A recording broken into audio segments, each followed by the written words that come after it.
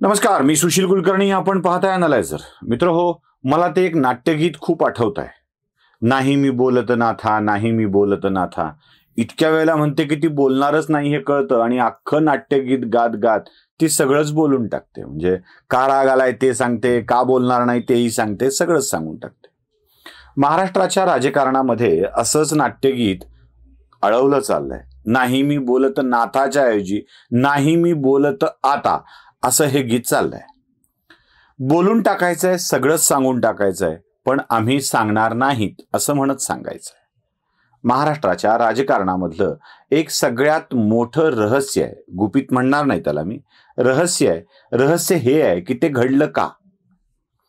देवेंद्र फडणवीस आणि अजित पवार यांनी सरकार स्थापन केलं. 2 दिवस ते सरकार टिकलं आणि दुसऱ्या दिवशी संध्याकाळी ते सरकार संपलं.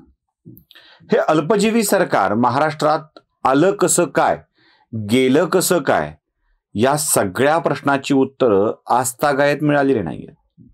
म्हणजे अजित पवारांनी देखील आता झालं गेलं गंगेला मिळालं म्हणून या प्रकरणावर पडदा टाकण्याचा प्रयत्न केला.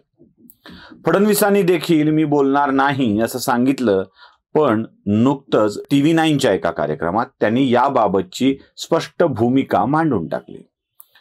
तरीही देवेंद्र फडणवीस बरंच काही स्पष्ट बोललेले नाहीयेत. म्हणजे काही गोष्टी अशा आहेत की ज्यांनी फक्त त्याचा असा हिमनगाचं एक टोक दाखवलंय. आत बरंच काही असण्याची शक्यता आहे.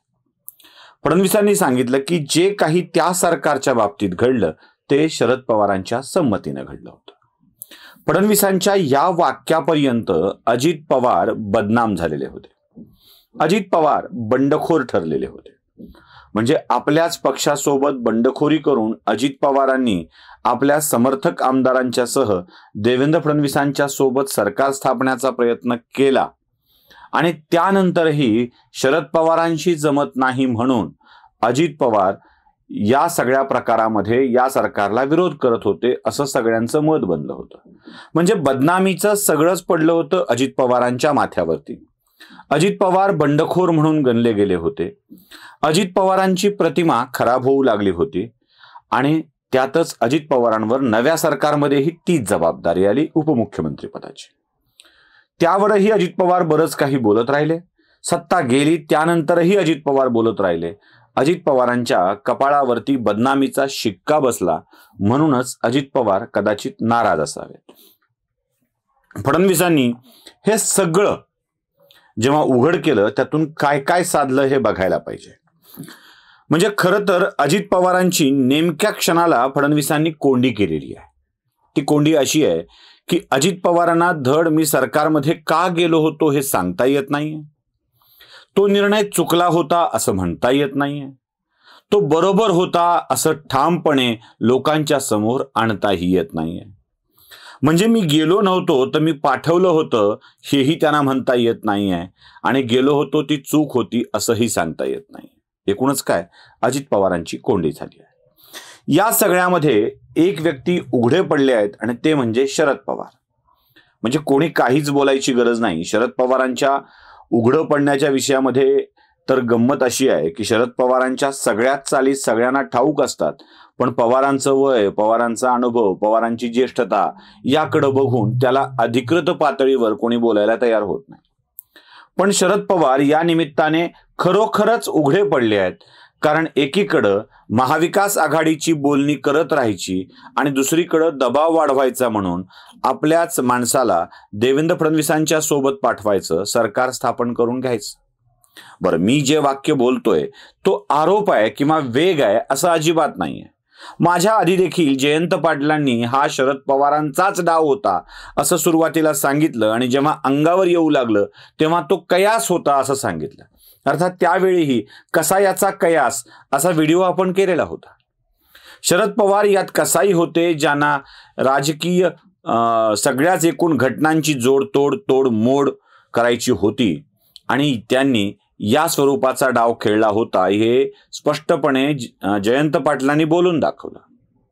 जयंत पाटलांच्या या विधानावर गोंधळ झाला, ते बदलले. पण जयंत पाटलांचं ते विधान आणि आजचं फडणवीसांचं विधान या दोन्हींच्या मध्ये एक समान दुवा सापडतो की हा सगळा खेळ पवारांचा होता. पवारांना त्यावेळी फडणवीसांचा गेम करायचा होता. म्हणजे स्थिर सरकार पाहिजे आहे, आपण यात निर्णय घेऊ असं फडणवीसांना सांगायचं होतं. फडणवीसांना सत्तेवर आणून पायउतारही करायचं होतं. आणि या सगळ्याचा एक प्रचंड दबाव शिवसेनेवरती आणि काँग्रेसवरती निर्माण करायचा होता. कारण तिथे तसं झालं नसतं तर पवारांना झुकतं माप देऊन सरकार बनलं नसतं. तुम्ही बघा, 2.5 वर्षाचं महाविकास आघाडीचं सरकार स्थापन झालं तेव्हा या सगळ्यामध्ये सर्वाधिक लाभ कोणाला झाला असेल तर तो राष्ट्रवादी काँग्रेसला झाला होता. म्हणजे अगदी महत्वाच्या खात्यापासून त्या खात्यांना मिळणाऱ्या बजेटपासून सगळाच लाभ राष्ट्रवादी काँग्रेसनं आपल्या पदरात पाडून घेतलेला होता. म्हणजे राष्ट्रवादी काँग्रेसनं या सगळ्या दबाव तंत्राचा वापर, शरद पवारांनी या सगळ्या दबाव तंत्राचा वापर केला. फडणवीसांच्या विधानातून अजित पवार कोंडीत पडले, शरद पवार उघडे पडले आणि महाराष्ट्राच्या राजकारणाचा दर्जा आणि स्तर देखील लक्षात आला. आपला हेतू साध्य करण्यासाठी कोणाला तरी फूस लावायची, फितवायचं, खोटी आश्वासनं द्यायची, दुसरीकडे संबंध ठेवायचा, एकीकडं महाविकास आघाडी स्थापन करण्याचे प्रयत्न करत राहायचे, त्यावर दबाव यावा यासाठी फडणवीसांच्या सोबत जायचं, फडणवीसांना सत्तेवरून खाली खेचायचं आणि आपला लाभ करून घ्यायचा. जी माणसं राजकारणातल्या स्तरावर सातत्यानं बोलत आली आहेत, दर्जा घसरलाय म्हणत, किंवा विधानांचा दर्जा घसरला आहे असं म्हणतायत, केंद्रीय यंत्रणांचा वापर करून राजकारणाला आपल्या अनुकूल केलं जातं आहे असा दावा ती मंडळी करतायत.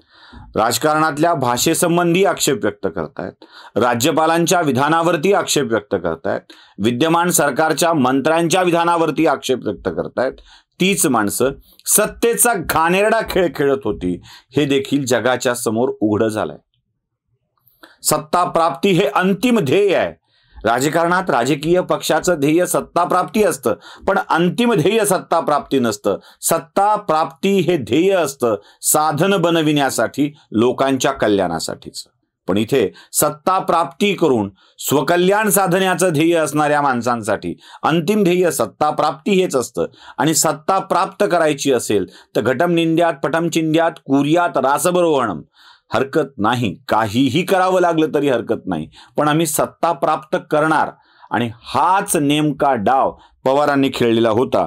राजकारणातून या सगळ्या बाबी उघड झाल्या, राजकारणाचा स्तर देखील लक्षात आला. दुसऱ्याच्या स्तराला नावं ठेवत स्वतःचाच स्तर, दर्जा ढासळलेला होता हे देखील लक्षात आलं. देवेंद्र फडणवीसांनी आणखी एक प्रयत्न केलाय, तो म्हणजे उद्धव ठाकरेंचे डोळे उघडण्याचा. खरं तर हा वृथा प्रयत्न आहे असं म्हणावं लागेल. उद्धव ठाकरेंचे डोळे बंद झालेले नाही आहेत, त्यांनी ते कानासहित बंद केलेले आहेत.